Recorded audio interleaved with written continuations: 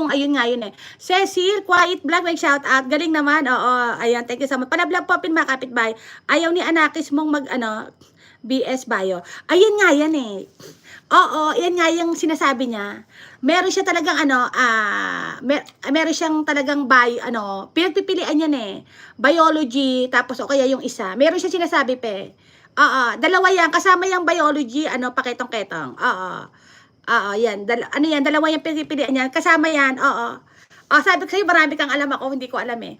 Kasi pa nagkwento na yung anak ko, parang feeling ko, nakakalimutan ko mga kapitbahay, ano ba kayo? Hindi ko na kailangan tandaan yung mga yun. Basta bahala na sila sa buhay nila. Pagdating nila sa mga ganoon. And then after, she can be a future doctor. Ayun, hindi ko alam I'm not saying it. Pero, yun yung plano niya eh. She wants to get, her master or doctorate. So, depende sa kanya yun kung anong gusto niya. Ayan. Pwede rin sa maging chemist. Oo, yun na doctor, scientist kasi eh. Yung anak ko ganun, yung panganay ko ganun din. Kinukuha niya naman physical therapist. Ayan, Cecil Quiet, vlog dan ticket po. Ayan po, thank you so much po mga kapitbahay. Paketong-ketong, alam mo ba? Kaya ako kumakain ng yogurt kasi inom ako ng gamot mga kapitbahay.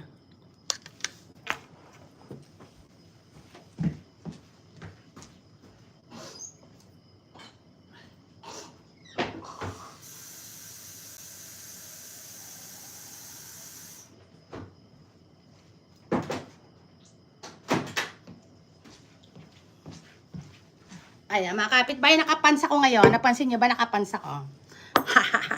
Ayan. Ayan, thanks sa lahat dumikita. Ayan, thank you po sa pa-jacket. Ayan po. Rutay, palablab po mga kapitbahay. Si Paketong-ketong. Ayan po. Hindi pa siya monetize mga kapitbahay. Ayan. We're trying to, panoorin yung mga video niya walang kakwenta-kwenta. Ayan, Ate Susie, dito ako sa bahay mo ha.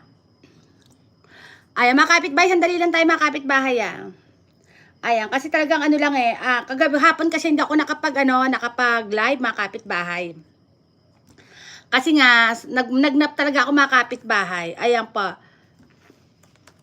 Ate Susie, watching your videos Thank you so much pa. Ayan.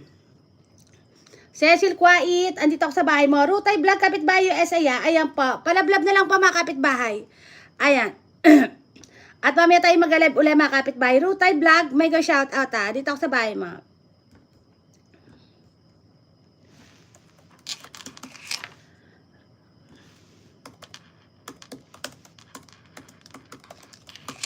Ayan. Bakit ayaw na ayaw yung yogurt minsan sinasaksabunga nga ako. Ex-girlfriend, panis? Ha? Ano ka ba? Maarte ka din paketong-ketong, ano ka ba? Masarap to, oo. Inom kasi ako ng gamot paketong-ketong. Ayan lang talaga yung ayan lang yung kayang tanggapin ko ng pagkain ngayon. Parang piling ko papayatan talaga ako ng tuluyang. Wala na akong gana kumain mga kapitbahay. Ano ba to?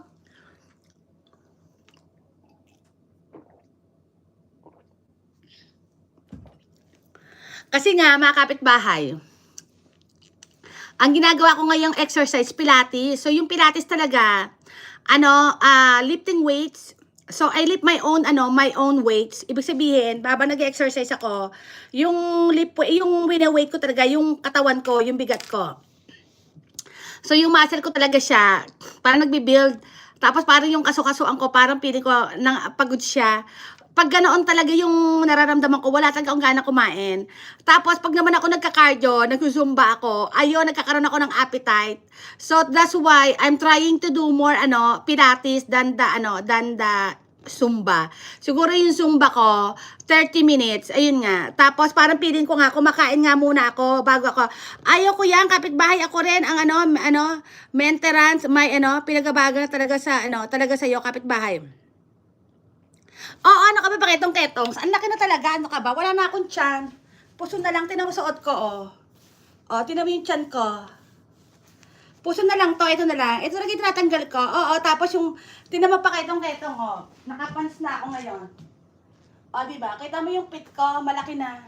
Yung pit ko, umuusli na siya, kasi nawawala na ako ng taba dito, sa bandang likod. Ayan. Diba?